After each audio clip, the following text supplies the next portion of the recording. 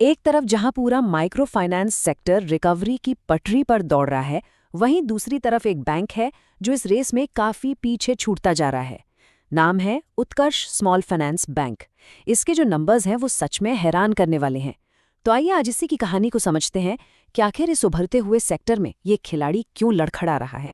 तो सीधा सवाल यही है कि भाई जब बाकी सब आगे बढ़ रहे हैं तो उत्कर्ष के साथ ऐसा क्या हो रहा है? इसकी कहानी इतनी अलग क्यों है? चलिए इन आंकड़ों में ही उतरते हैं और जवाब ढूंढने की कोशिश करते हैं।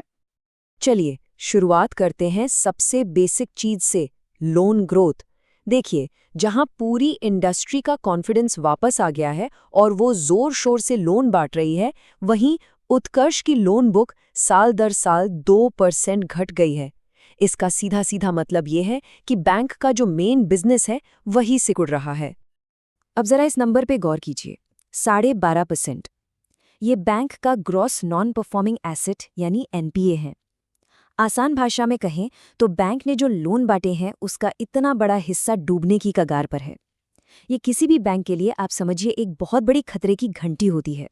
और इस सब का नतीजा क्या निकला? ये देखिए, सिर्फ एक तिमाही यानी 3 महीनों में 350 करोड़ का जबरदस्त घाटा।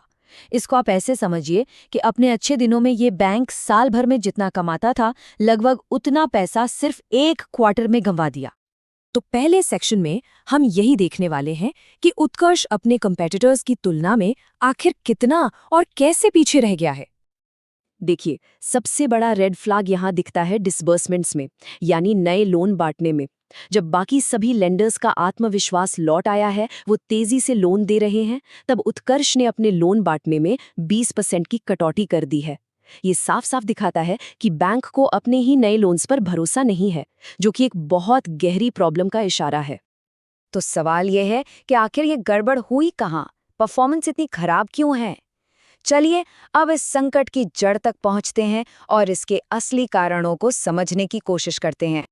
बैंक की एसेट क्वालिटी की जो प्रॉब्लम है वो इस चार्ट में बिल्कुल साफ है। देखिए, एक तरफ है फ्रेश स्लिपेज, यानी वो नए लोन्स जो खराब हो रहे हैं और वो लगातार बढ़ रहे हैं, और दूसरी तरफ है रिकवरी, यानी जो पैसा पहले डूब चुका है उसे वसूलने की क्षमता, और वो घटती जा रही है।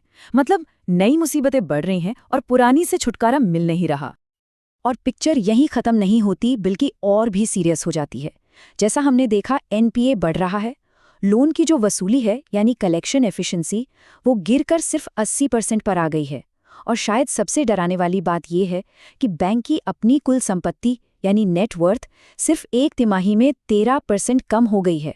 और ये सब तब हो रहा है जब बाकी पूरी इंडस्ट्री इन सब प्रॉब्लम से बाहर निकल चुकी है। इस संकट का एक और बहुत बड़ा कारण छिपा है बैंक के ऑपरेशन के तरीके में। चलिए देखते हैं कि कैसे एक ज्योग्राफिकल जुआ बैंक को बहुत महंगा पड़ गया।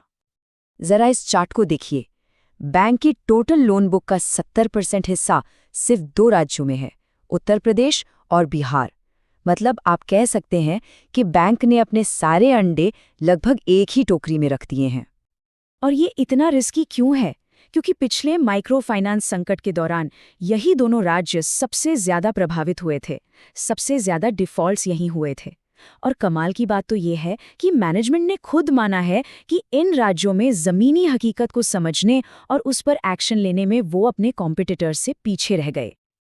अच्छा, इतनी सारी प्रॉब्लम्स के बाद क्या यहाँ से वापसी का कोई रास्ता है? क्या मैनेजमेंट के पास कोई प्लान है? चलिए सेक्शन 4 में देखते हैं मैनेजमेंट का ये टर्न अराउंड प्लान।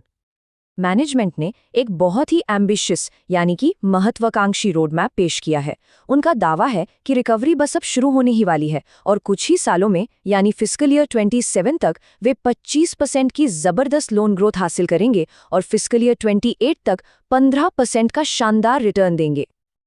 तो ये हैं वो सुनहरे नंबर्स जो मैनेजमेंट भविष्य में हासिल करने का वादा कर रहा है। 25% ग्रोथ, 8.5% का मार्जिन और 15% का रिटर्न ऑन इक्विटी। सच कहूं तो कागज पर ये नंबर्स किसी परफेक्ट कमबैक स्टोरी की तरह ही लगते हैं। पर असली और सबसे बड़ा सवाल तो यही है कि क्या इन वादों पर यकीन किया जा सकता है? भविष्य की ये खूबसूरत तस्वीर कितनी रियल है? और अब आते हैं सबसे जरूरी सवाल पर, क्या ये सिर्फ खोखले वादे हैं या इनमें वाकई कोई दम है? चलिए इस टर्न अराउंड स्टोरी का एक फाइनल रियलिटी चेक करते हैं। देखिए, मैनेजमेंट के वादों पर आंख बंद करके भरोसा करना मुश्किल है और इसके 4 बड़े कारण हैं। पहला, माइक्रो फाइनेंस एक साइक्लिकल इंडस्ट्री है, मतलब हर 2-3 साल में कोई ना कोई संकट आता ही है।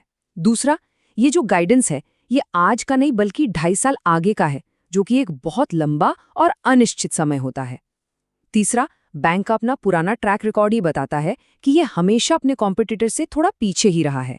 और आखिर में, ये इंडस्ट्री का अकेला बड़ा खिलाड़ी है जो अब भी फंसा हुआ है, जबकि बाकी सब आगे निकल चुके हैं।